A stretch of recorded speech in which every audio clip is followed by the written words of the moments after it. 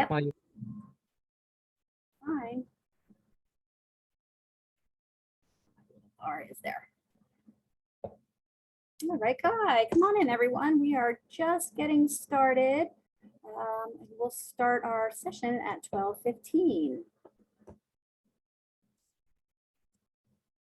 Books populating here, Miss Alexa. Excellent. Welcome in to our LionSide chats. Awesome. Hello, everybody. Hi, my name is Dawn Pfeiffer Wrights, and I welcome you to our well, maybe not our first, but our next LionSide chat in our We Are series for this fall semester. I am one of 3 LionSide chat moderators. I work alongside my colleagues, Dr. Ryan Hassler and Sonia De La Cueto from the Learning Center. And we work to bring to the campus a number of these opportunities for learning throughout the fall semester.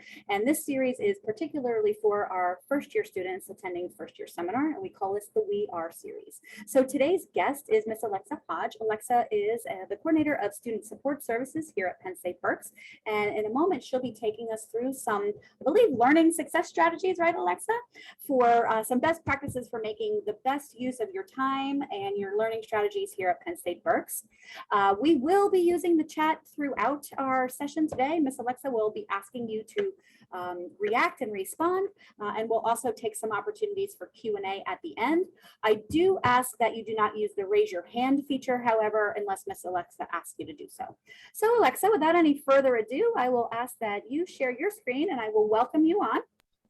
And then as you're getting ready, I will go ahead and mute myself, but I will be here and can respond and participate if you need me. Does that sound good? It sounds perfect. Thank you so much, Dawn. I really appreciate it. Yeah, and thank you for joining us today. Thank you. Welcome, everyone. So as Professor Dawn Pfeiffer Wright stated, my name is Alexa Hodge, and I'm here to talk with you for our We Are series. Today's topic is We Are Successful, and I'll be specifically looking at learning strategies and resources with you all. Before we get started, I always like to give a little bit of background about me so that you know who's here in front of you. So I want to tell you a little bit about who I am, but then also my role here at the Penn State Berks campus. So I am a 2-time Penn State graduate. I have a bachelor's in rehabilitation and human services and a master's in mental health counseling.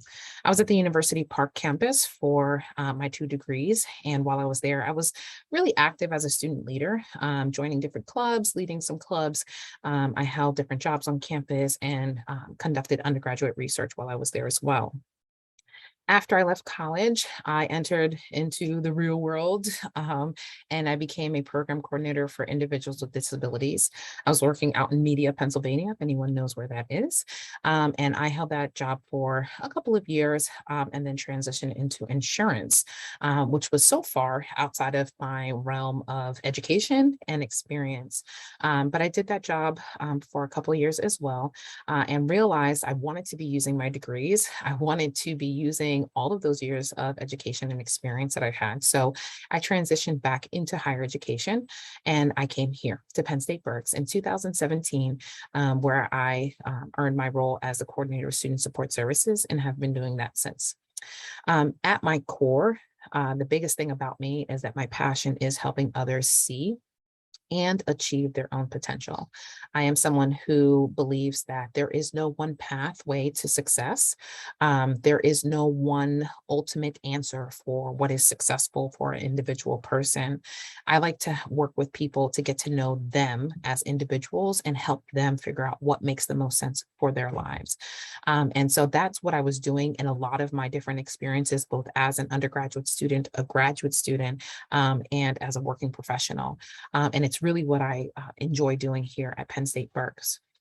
So that brings me to my role, and I have a photo here of my students because one of my primary responsibilities is to coordinate the Aspiring Scholars Program, and that photo is from 2020.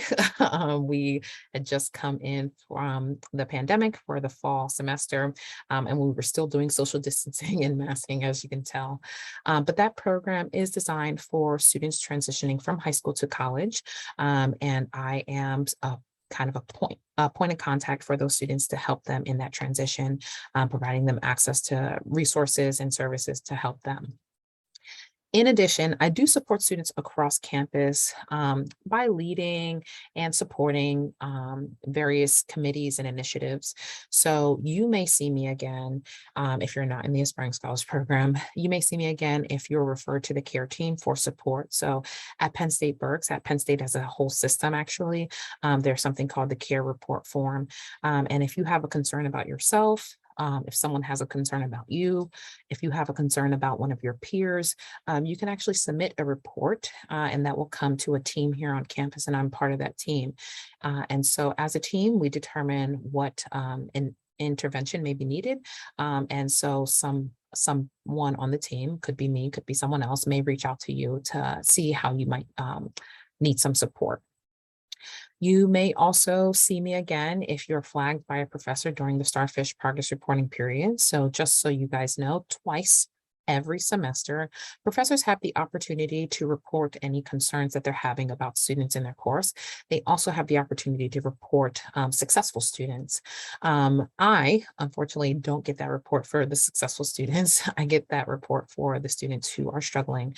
Myself and a few of my colleagues then coordinate some outreach to see if students might need some additional support to help them in their courses, and also discuss what options may exist for them. You may see me again if you're in need of items from our food pantry. So in the Perkins Student Center in room 6, where my office is located, we do have a food pantry that offers canned goods, different packaged foods, and even some toiletry items and household items like garbage bags, laundry detergent, paper towels, those sort of things, cleaning products, free of charge for our students, no questions asked if you are in need of those things. You may see me again if you're a student leader at Penn State Berks. So I do interact and coordinate with various organizations on our campus. And so if you're a student leader, you may see me again. And then finally, you'll definitely see me again if you follow my office on Instagram. That is at support_services_Berks. That Instagram account really is designed to share information to students, but then also kind of be a place just for fun. So I manage that account with my student leaders who support the Aspiring Scholars Program. We create themes for different days of the week, and we post content like Foodie Friday or Monday Motivation or Tune In Tuesday, where we share playlist examples. So that's me. As Professor Pfeiffer Wright stated, I do want you guys to use the chat because I want to hear about you. So why are you here today? At 12:15 on Zoom, listening to this. I want you to use the chat to share with me why you decided to come. And it is totally okay if the answer is because my professor said so, or because it's for a grade. But I'm just curious because I think maybe hopefully we'll have one person out there who says, because I read the description and I thought it could be useful for me. So if you guys can take a moment or two just to write in the chat, why are you here today?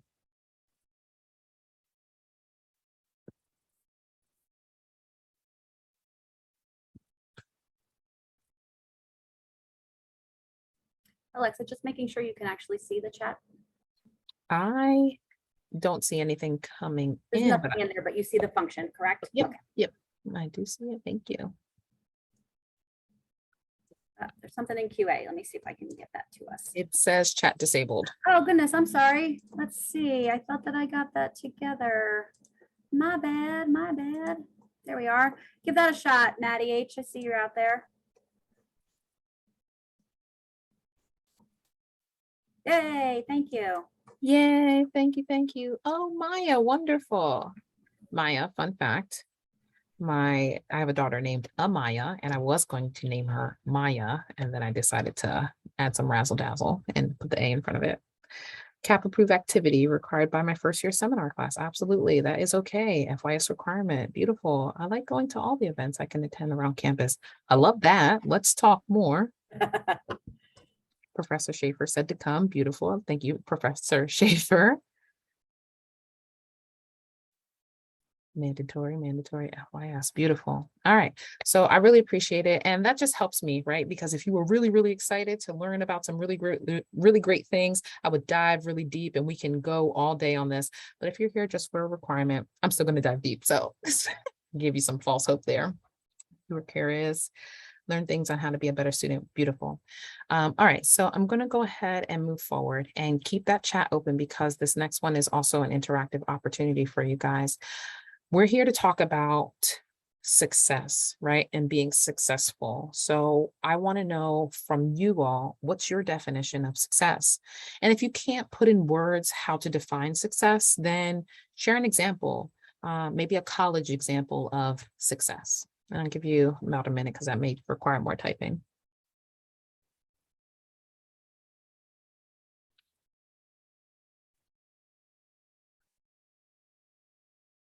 Owning a Lamborghini. I don't even know how to say that second word. I think my son would agree with you 100%. Lamborghini is success. What else? How do we define success or an example? Doing your best and feeling good about it. Love that. I love the feeling good about it. Success is something that you want to achieve and work at, question mark. Love that. It's like, I think this is how I feel about it. In college, success for me is finding the balance. Finding the balance of getting the best grades possible whilst also being social. Nice balance.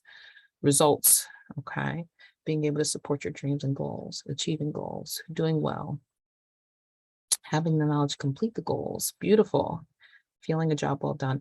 I love all of these and keep them coming. I'm going to show you what I did because like any good presenter, what I did was I went on the internet and I said, hey, internet, how do we define success? And the internet said that success is the accomplishment of an aim or purpose. And so in college, these are just some things that I thought of. In college, what we might see, not the Lamborghini, although that would be awesome. In college, passing an exam or course may be considered success. Achieving Dean's List recognition may be considered success. And if you guys don't know what Dean's List is, it's when you earn a 3.5 semester GPA. It's like an AB average, and it's such a high recognition that some students even put it on their resume.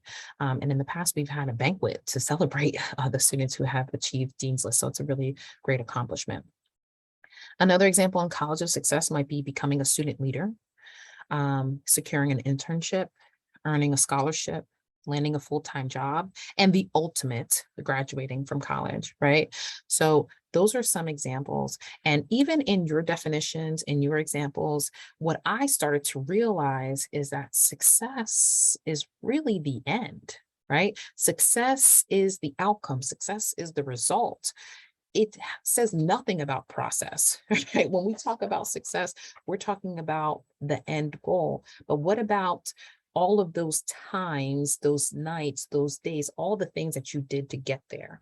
And that's really what I'm here to talk with you about today. I don't want to talk about the outcome. I want to talk about the process of success.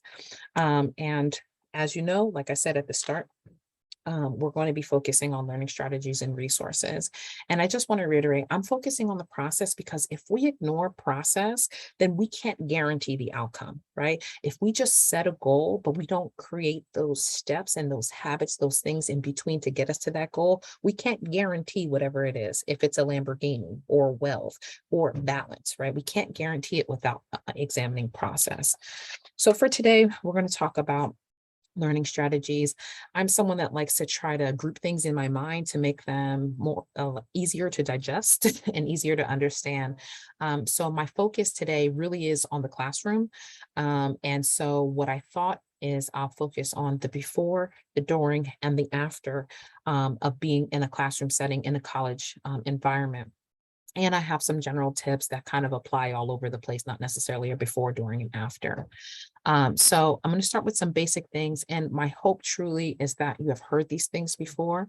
But I was in a presentation just this morning, and the person in there shared that you have to hear something 7 times before it'll stick. And so my hope is that you actually have heard a couple of these things before. And it's another time to get it to stick.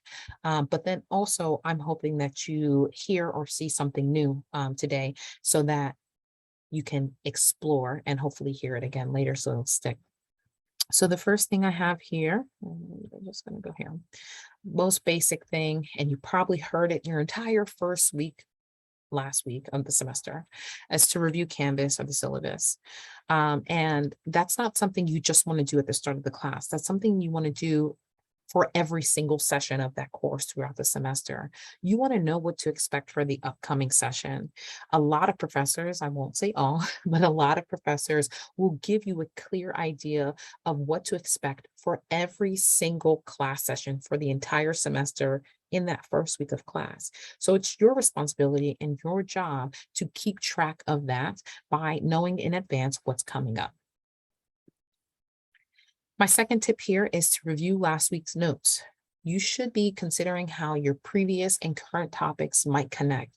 This is especially crucial in subjects like math or science, right? Because the things that you learned last week more than likely build into the things that you're learning this week. So you want to be reviewing those notes that you can make those connections in advance of class. And that's going to help you stay on track and understand the topic a little bit better. Speaking of understanding the topic a little better, I always recommend, and your professors may require this, but not all of them will, that you read your textbook or any course material in advance. So maybe it's not a textbook, maybe it's an article that's been posted online, maybe it's a video you have to watch online, but you want to make sure that you're reviewing your course material in advance of class, so before class starts. That's going to help you come to class with a basic understanding of what the professor is going to review for that day. It's going to make the class much more enjoyable because you're not hearing the information for the first time. You have some basic understanding. It's also going to allow you to identify the parts that you just don't understand. So that way, when you get into class, you can ask those questions, or you can add those comments, the things that you thought about as you were reading or watching or reviewing course materials in advance. You want to make sure you're completing pre-class assignments. So not necessarily the reading or the watching, but quizzes, discussions, reflections, those are graded assignments that you have to complete before your class begins. I know there are some professors who have a standing assignment every, say, Tuesday before class, and it closes at a specific time. Or discussion, you have to post a discussion, but then you also have to respond to other people. And that may be something that you can't do in one day. So you want to make sure you're completing those pre-class assignments and that you've set a schedule for yourself so none of those get forgotten. You want to consider questions and comments. So if you have any lingering questions or thoughts from the last class, you want to write those down so you don't forget them, and bring them to your professor, to class, so that you can hopefully see if they're answered during class. And if they're not, ask that question. Maybe you have new questions or thoughts based on your assigned readings or your pre-class assignments. Bring those to class and it'll help you feel more connected and engaged in that classroom. Okay, so we're going to transition to the during, but actually I want to go back. I thought I had one more, so I apologize. I kind of like jumped right on in. Using the chat again, because again, I'm just making sure y'all still here. Tell me, which of these things have you heard, and or which of these things do you do, right? So you can say heard of this, haven't done it, or you can say do this all the time, hate it or love it. I'll give you a second to add that to the chat.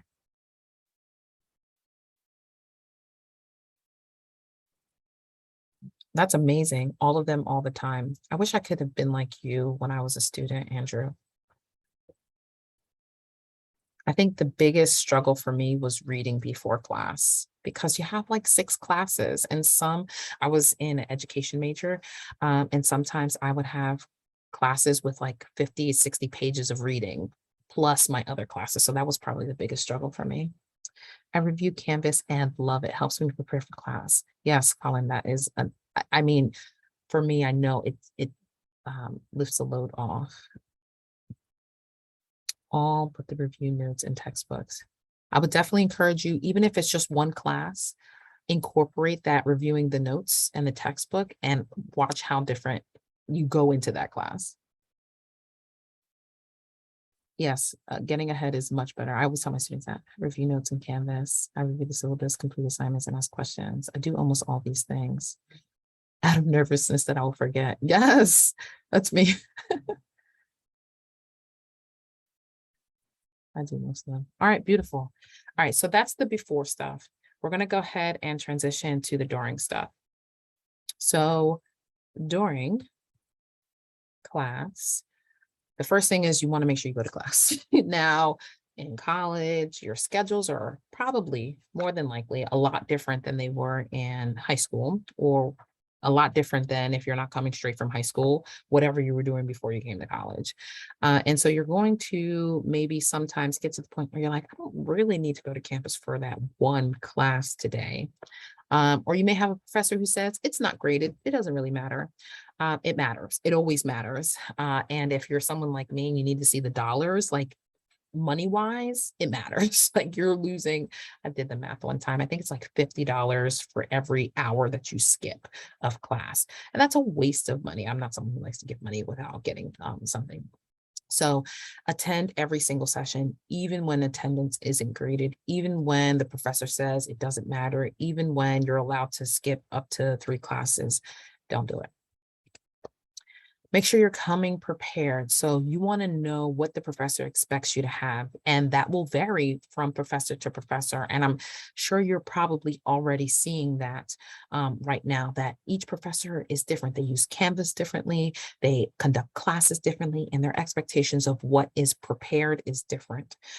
So some professors will not want you to have a laptop or any electronic device during their class, and others will encourage you to bring those things. At the very, very basic level, you want to have something to write with and something to write on so that you can at least look like you're ready to engage with that class. But understand what being prepared looks like for each of your professors and in each of your classes. You want to be actively engaged while you're in class. So what does that mean? You want to actually answer questions. And I know it's awkward, especially when the professor's up there and maybe they've given you one of those corny jokes just to kind of ease the tension and just people are staring. Answer a question, and don't be afraid if it's wrong, because that's why you're taking the class. You're learning. It's okay to be wrong. That's how you can be corrected, and that's how you can actually learn better. If you don't know the answer to the questions, then ask questions, engage the professor, and take notes. Maybe you're a little bit shy, and maybe answering or asking questions is just not your thing right now. What I encourage students who are a little bit more reserved and a little bit more shy is to find one class. Maybe you've got a couple of friends in there, or maybe the professor seems especially welcoming and especially understanding. Find that one class where you can practice using your voice, because it will make a big difference for you if you can actually verbally engage with the course and with the material and the professor. Just find that one class. I like to tell students, sit where you can focus most and where you can be easily seen by the professor. Now, some people will say, you want to sit in the first 2 rows, or some people say, you want to sit in the middle of the classroom, vertically or horizontally in the middle, whatever. I don't think it matters. I think it matters for you and where you can focus most. So sitting in the back of the class where you can see everyone's laptop and can see what everyone's eating and doing throughout the class, maybe that's a big distraction for you. So maybe sitting in the back class is not going to work. Maybe sitting up front close to the door is a big distraction for you, because you can see out the door, you can see out the window, everybody that's walking by, and you're looking at them, right? Sit where you can focus most, but you also want to make sure that you're easily seen by the professor so that they can understand that you are there, that you are engaged, and you are connected to the material. Sorry, I keep jumping so quickly. I really thought I had more on here. So I want to know from you guys, because that's what we're doing in this session, in the chat, which one of these is the most difficult for you?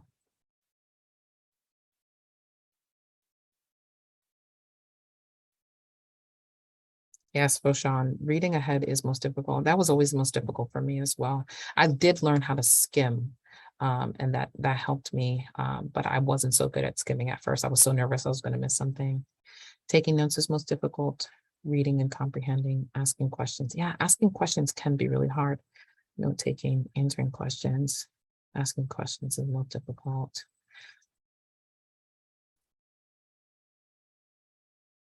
Oh yeah.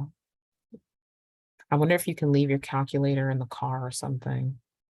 I take notes, but the quality of notes isn't the best. Answer question, answer question. Beautiful. I really appreciate this. And it makes sense because I'm telling you, I teach a class of first year students and I see it, right? I'll stand there, I'll explain something, I'll ask a question, and there's silence, right? What am I supposed to do? I don't know. So what my recommendation, if you do find that asking or answering questions is a challenge for you, I really think that if you're not someone who reads the material in advance, that is going to make a huge difference for you. And if you can't think of a question to ask, or you can't think of an answer right in the moment, that's okay. Make sure that you're processing this information later, which is also why reviewing your notes after class in advance of your next class is really important. Note taking, I think, is definitely a skill and a science. And I personally, I saw a couple people say they're not so great at taking notes. My recommendation is to practice it. You know, if you're not good, you're not going to get better by not taking notes. So take the notes. And what you could do is use the notes when you go and see your professors in office hours, which I should have somewhere on here. You can use those notes when you're talking with a peer, maybe in a study group, which I'll talk about as well, and see where the gaps are. What am I missing?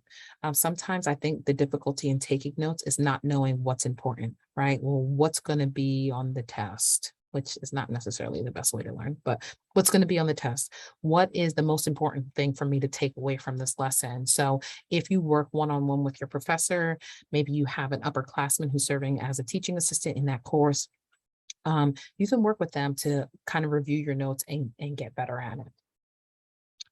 Remembering due dates is hard. I agree with you, Declan. And what I personally recommend my students do is use some sort of system for themselves. So for some people, that's a physical planner or agenda book. And that has never worked for me because I would be the person that would write everything down, and then I would forget it at home. And so it's not any kind of benefit to me if I have forgot my agenda in my dorm or at home, and then I'm going to be on campus all day long. I can't go back and get it. So personally, the planner doesn't work for me. What I like to use is I like to use Google Calendar or my Outlook calendar, and I'll put in due dates on there. And then I'll also add like a to-do list, a daily to-do list in my calendar, and it will provide me with a list of all the things I've got to do. Canvas is also a really great tool if your professor is using Canvas to its full capability, because they do have a calendar function in Canvas where you can see everything that's coming due for all of your classes in one place. So if you go into Canvas and you click calendar, you should be able to see everything that's published by your professor there. You can also always check the syllabus as well. So awesome. Thank you guys so much for engaging and interacting. I really appreciate it. All right, so we did the before, we did the during, and now we're doing the after. So my biggest tip for after is to establish a study schedule.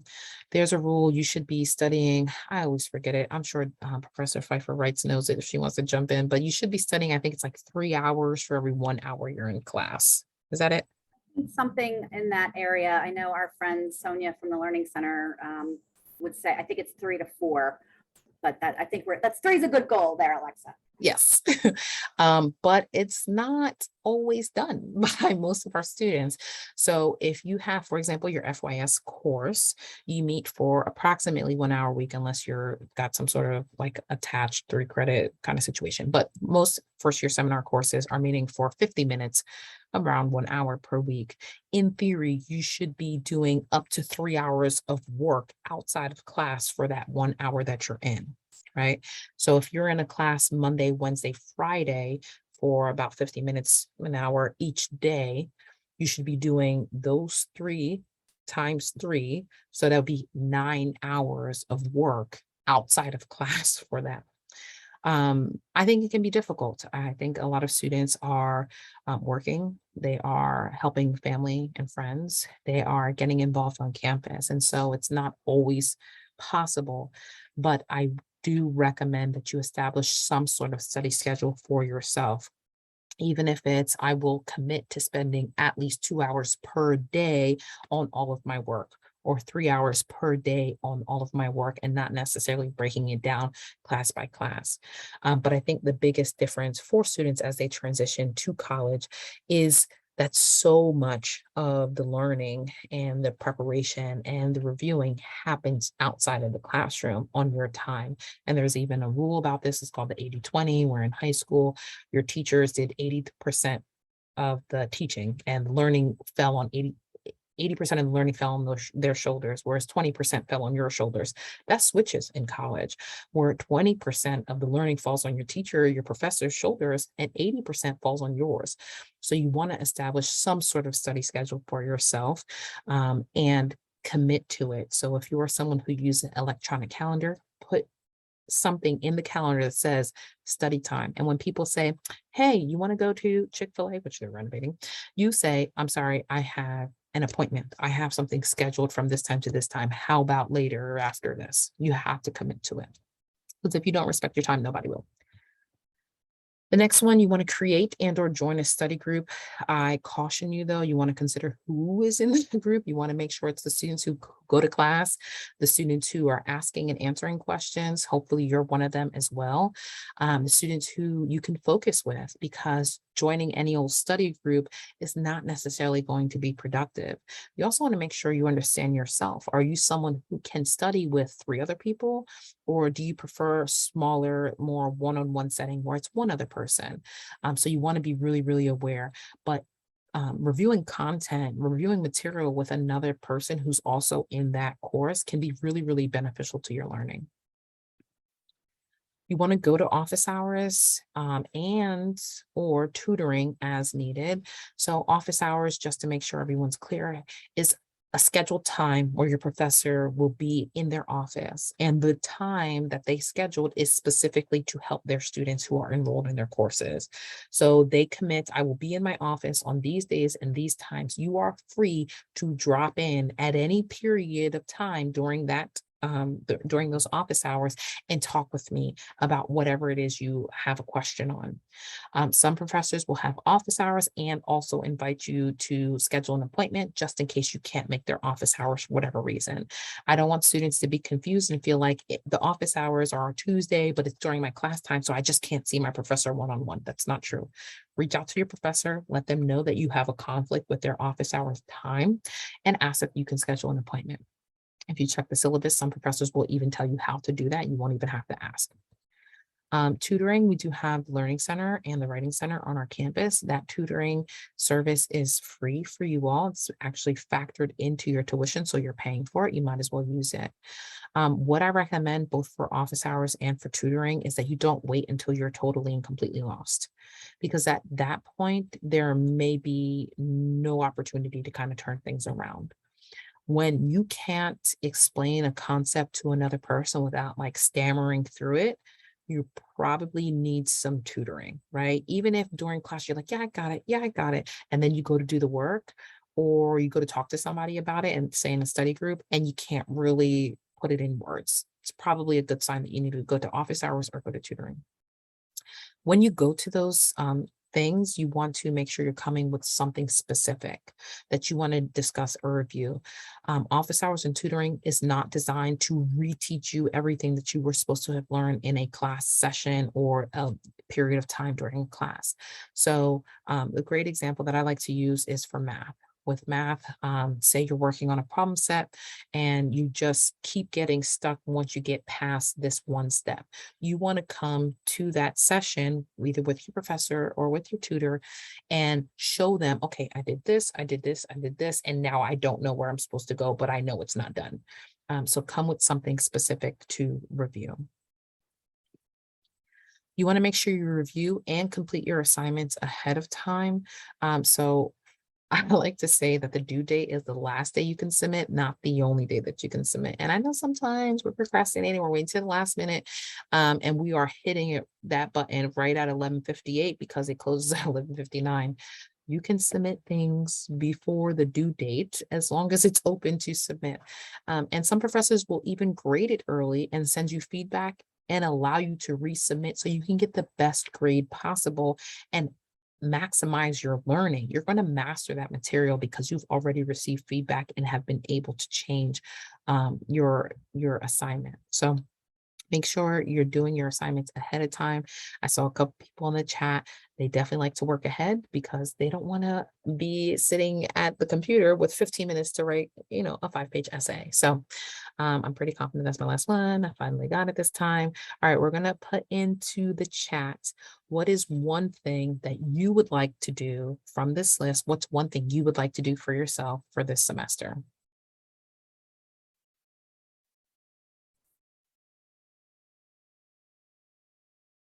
Attend office hours. That's a big one because a lot of times professors are just there, maybe answering emails, but not many students use those. Establishing a study schedule, going to office hours, completing assignments ahead of time. Yes. I mean, the amount of stress you alleviate by submitting stuff early is crazy. Yes, Maya, self-advocacy is so critical. And some people will say, like, if you don't share it, we can't know it, right? So advocating for yourself, sharing what you're struggling with is really critical. Completing assignments ahead of time, submit or complete things early, attend office hours, even if I don't need to, in order to build connections. I love that, Eric. And I appreciate you sharing that because that is so true. Like, you don't only have to go to office hours when you're struggling. You don't only have to go to office hours when you don't understand something. You can go to office hours because you read that last assignment and it made you think of something you saw, or it made you think of another class. And you want to have that conversation with your professor to say, hey, this feels like it really connects to this other thing. Have you thought about that? Can we talk about it? You'll find some faculty and staff here on our campus have lives outside of campus, right? So maybe you find out that you have a similar interest to someone. You can go and talk and build those connections. What happens when you build those connections is you open yourself up for opportunities. And I'm getting ahead of myself. So let me just kind of So go Lisa, through can this I chat. comment about the office hours? Yes, absolutely. Things that we like to try to do to reframe that, because a lot of times students are nervous or don't quite understand office hours, although you've done a great job of articulating that today. But if we want to reframe that as student hours, where students can join in with the professor, get to know us, come and see, go over different assignments or learning. So think about them like student hours. They are here for you. And I think that's a great way to look at them. I love that. Thank you so much. All right, so as I said, I was getting ahead of myself because I was. So one of the things that you can do when you're building those connections, but even not building connections in office hours, you want to be making sure you're establishing a strong and positive reputation. And I use those words strong and positive because you can have a reputation on this campus and anywhere you go, but that doesn't mean it's a good one. We want to make sure we're establishing a very good reputation because how respected others view you does matter. And it could lead to increased access to opportunities and resources. And I say respected others because people are going to form opinions about you all the time. You'll know about some of them and you won't. But what we're focused on is the people that you respect, the people who have your best interests in mind. Their view of you matters. And if they have a positive view of who you are because you've established a good, strong reputation, then you may be the person that they think about when, say, they need a teaching assistant in their classroom, right? Hey, you did really great this semester. Would you want to come and work for me next semester and help the students? You're going to be the person they think about when an opportunity, say, to do undergraduate research comes up. You did so good on this class subject that we just did for the last, whatever, 3 weeks. I've got a research project that I'm working on that's diving deeper into this material. Do you want to join my research project? You're going to be the person they think about when they get an email that says, Penn State Berks has a brand new scholarship for students who X, Y, and Z.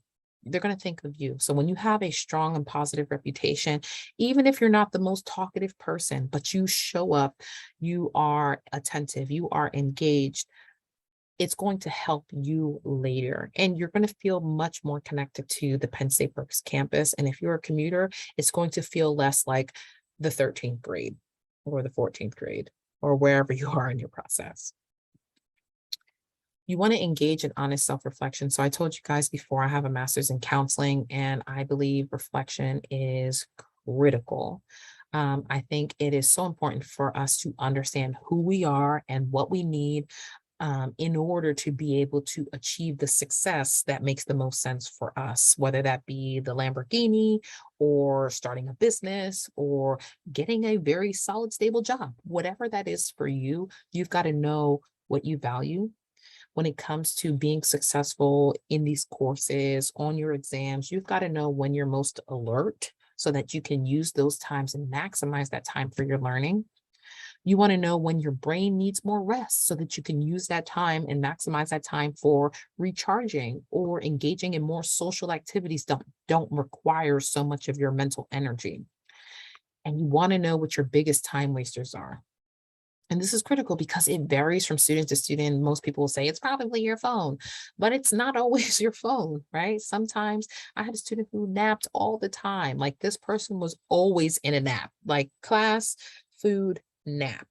And so that was their biggest time waster. They just loved their sleep, and that was critical to them. And it's what they valued, but it was eating up a lot of their time. Maybe it's gaming for you. Maybe it's talking on the phone with someone you care about, which is great, but like in small chunks. I had a friend in college, she's still my best friend to this day. She would call and we would be on the phone for 3 or 4 hours, multiple times a week. I finally had to tell her, I'm like, hey, I'm in graduate school. I can't keep doing this, right? So I had to set that boundary for myself. But I encourage students to engage in honest self-reflection.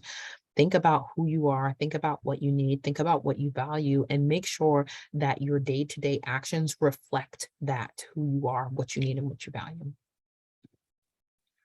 You want to establish semester goals. So we talked about success. Success is the end. A goal is the end, right? But what you want to do is not just establish that goal, but determine which habits you'll establish to help you reach that goal. And for our first year seminar, you guys know that we have the book Atomic Habits, and your professor may or may not be using that in your first year seminar. But that book does a really, really great job of talking about how do we create the steps to get 1% better every day. Also, because of my counseling background, I think it's really important to identify supporters. I like to tell my first year students that while we would love for life to stop happening while we're in college, it doesn't. So things that are difficult and challenging will probably still happen to you, right? Someone may lose a job, or someone may get sick, or someone may pass away in your outside of college life. You want to identify early before any challenges arise. You want to identify who or where you can turn when you encounter those challenging times, when you are in need, because those are going to be the people that can help you assess your situation and identify what's the best next step. And maybe you don't need all that. Maybe you just need somebody to go to say, this is really difficult and I'm struggling. And you need that person to say, you're going to be okay. You can get through it. But whatever it is that you need, you want to make sure you identify someone or someplace early on, so that when you get to there, because you will at some point, it may not be this semester, it may not be this year, but at some point, you're going to need to turn to somebody in order to keep going. Also, my counseling background peeking in here. You want to make sure you're taking care of your whole self. It's so easy to say, well, I did really well this semester. I got a 4.0. Yeah, but you lost 40 pounds and that wasn't intentional, right?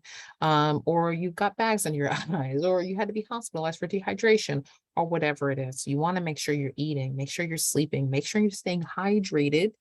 Make sure you're getting some movement in. I don't mean like going to the gym and lifting weights or running 3 miles, just walking, just movement in your day. And find some time to have fun, whatever fun is for you. Maybe fun is knitting, maybe fun is painting, maybe fun is going on a 3-mile run. But find some ways to have some healthy fun, because it's very easy to have the unhealthy fun when you're in college, but find some ways to have the healthy fun. And then just remember that learning happens beyond the classroom. There are so many opportunities for you to be learning. Like I said, today's focus is really on the classroom, but we are learning all the time. Coming to college, you are going to encounter people. You with life experiences, with perspectives that you've never considered, that you never thought of. I remember I thought of this earlier today. I remember going to college in the summer at University Park, and I saw someone playing croquet on the lawn. And I had never seen croquet, not even like in a movie. I never saw it. So my friends and I just watched. My friends and I went over and we asked more about it. And my friends like actually learned and played the game.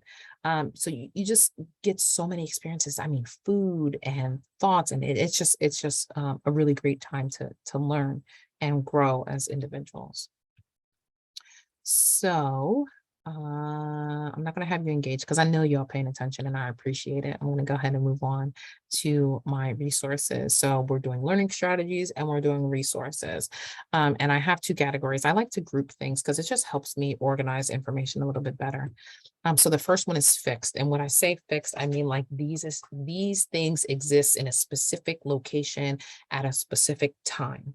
So our learning center and our writing center, which I talked about earlier, those are located in the Franco building, and you can schedule appointments online for tutoring sessions, both in the learning center and the writing center. Our Tune library, yes, that's pronounced Tune, not fun. Our Tune library is a fixed location with resources and specific operating hours. But the Tune library is an incredible resource for our students. I'll just highlight one that I love, love, love. Well, I'll highlight two. The first one is course reserve. So if you are having trouble being able to afford your course materials, like your textbooks, you can actually go to the library and ask them if your course has a textbook on reserve. You can borrow that textbook for 2 hours at a time in the library and get your reading done during that time. So I really love and highly appreciate that resource for our students. The second resource or opportunity at the Tune Library that I love is research assistant. So we have research librarians in the library, and they're actually like separated by discipline. And we even have one that's like more general, and they can help you identify scholarly resources and help you kind of get started on research projects that you may have to do for class or even undergraduate research. The next resource is academic advising, another resource that has a fixed location and fixed time where they offer support. But academic advising, the Academic Advising Center specifically is located in Franco, and they will help you to identify and understand your needs for your career. Students are also assigned to faculty members, so a faculty person, a professor will have, a fixed office and times when they can meet with you and talk about what it will take for you to graduate with your specific degree and in your specific timeline, and help you identify which courses to take and when. Career services is another fixed location. There's a specific office, specific hours, specific resources. I put this here because, like I said before, learning happens everywhere beyond the classroom. And one of the things you want to consider is trying to find opportunities for you to get some experience in the field that you might be interested in. And career services can help you figure out what that might look like. So you can do something as little like as small or non-committal as an informational interview, where you're just talking with someone in the field about how they got to that field or what a typical day looks like. But career services can also help you find internships, and I was going to say scholarships, that's incorrect. Find internships. They can also help you find full-time jobs, help you review and evaluate offers, prepare for interviews, those sort of things. So that's a resource that can help you tremendously in your time here. And again, I told you I have my counseling background, and here it is, looking through again, counseling services, fixed location, specific time, including evening hours where you can talk with someone confidentially, completely free. Excuse me. And that can help you in that reflection process. Or if you are going through that difficult, challenging time, that office can help you. Then we have our variable. And what I mean by variable is that these things change based on your needs, based on whoever's providing the support. So office hours, or as Professor Pfeiffer Wright stated, student hours, right? When you can go and talk to your professors, it's going to change. It's going to vary by professor. It's going to vary based on your schedule, but it's still a resource that's available to you as a student. Mentors. So you can have an assigned mentor, maybe say for your first year seminar course, or an assigned teaching assistant, right? That's a peer for a specific course. But you may also develop mentor-like relationships with other peers or staff or faculty. And those vary based on your needs and based on who you're interacting with.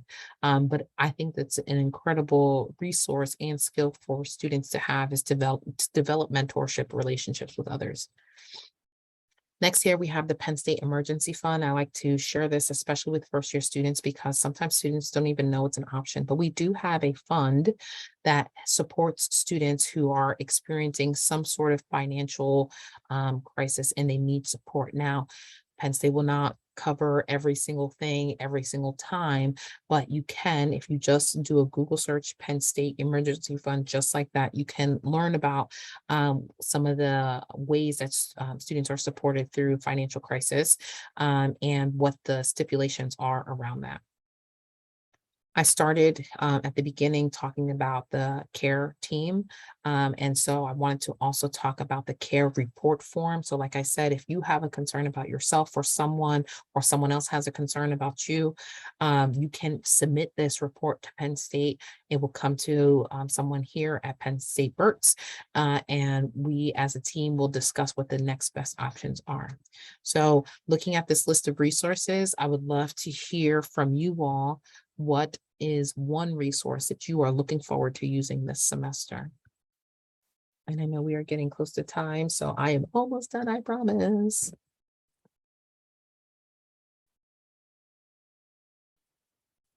Writing Center, absolutely. What else? What other services are you guys hoping to use? The library. Library is great. I mean, for so many reasons. The library is kind of like our hangout spot for students on our campus at this point. And we've got a lounge in there. We got quiet space, resources. Yes. Learning center, office hours, counseling. Absolutely. The library, academic advising, library, office hours, library, beautiful. And what I'll say, I know we got one with academic advising, but what I'll say is that with academic advising, that's not something you really need to do on a weekly, even a monthly basis, but you want to make sure you go to see your academic advisor at least once per semester so that you can plan for your next semester. So you'll do that probably in the last like month to 2 months before the semester ends so that you can plan for the next semester ahead. Okay. So this is not for the chat. This is just for you because I told you reflection matters to me. So I want you guys to plan for your success. Now, we can plan for that end goal, but what I really want you to focus on is what you're going to do this semester. And you've already been putting it in the chat, but I want you to create something for yourself in writing, whether you write it down on a piece of paper or you put it in your phone or you send a text to someone, then they can be your accountability partner. I want you to identify what you plan to do, those steps every day, what you plan to do to achieve success this semester. Again, that's not for the chat, it's just for you. While you're thinking about that, I just want to share my contact information. Again, my name is Alexa Hodge. My office is in the Perkins Student Center, and this is how you can reach me if you wanted to just touch base. If you needed support in any way, I am here for you. So that is all I have. Awesome. Thank you, Alexa. I appreciate that. I really love all of the tips that you shared, but I especially loved your opportunity for our listeners to create their intention by making their reflective piece. And I have that same master's in counseling, and I really, really firmly believe in reflection, and students that come through my classes will know that also, my CAS classes and my FYS class. So I think that's super important.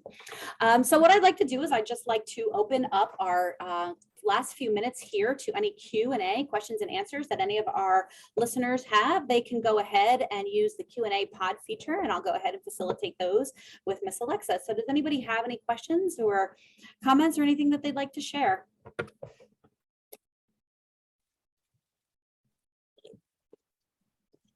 Nothing? Nobody has anything? Oh, wait, got something. Hold on. How do we get our book stamped? That's a great question. Alexa, do you want me to answer that? Yes, please. For the LionSide chats that you attend, your faculty that are teaching the FYS courses will have access to the list of attendees in an Excel document. It takes us about a week to turn that around.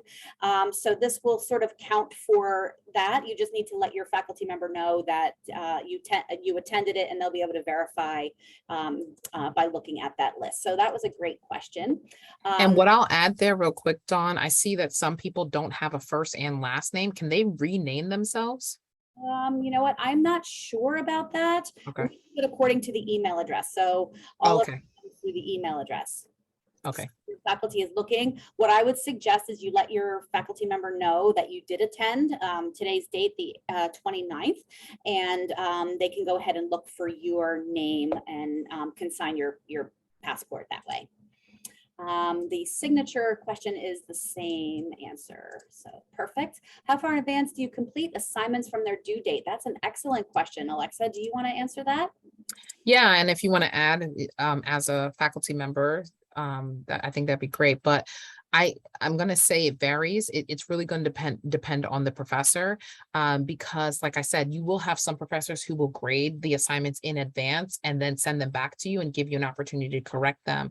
If you have that kind of professor, you're going to want to give them a couple of days. So I would say at least 2 to 3 days, if not more.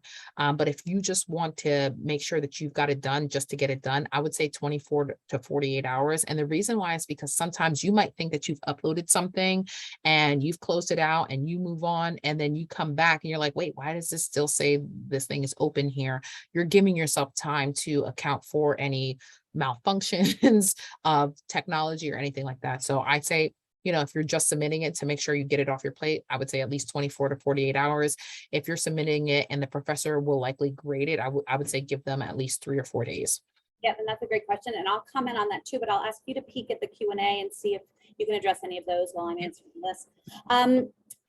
For me, I always recommend that students do absolutely not wait till the last minute, and there are so many reasons for that. And I think that Ms. Alexa gave some really good feedback. I do know that you should also talk with your professor before submitting things too early, because you don't want to necessarily work too far ahead, because in some classes we like to layer the skills, and you need to make sure that you have created a solid understanding of this skill before you move on to the next skill. So be proactive with submitting your assignments, but don't necessarily get, weeks in advance, whatever works best with your schedule, essentially.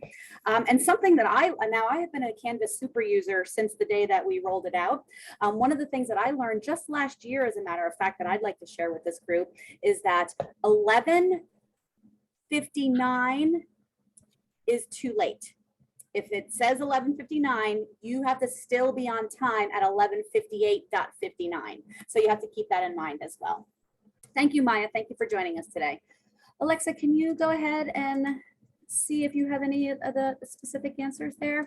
Yeah, so what I'm going to actually do is post in the chat the web page for the Learning Center, and basically every single one of those questions can be answered on the Learning Center webpage. Awesome. Thank you. Thank you, Evan. I didn't realize there was a paper that was being handed out that students had to complete. Maybe specific to one particular FYS faculty member. They were. Oh, okay. Oh, perfect. So thank you, Evan, for that.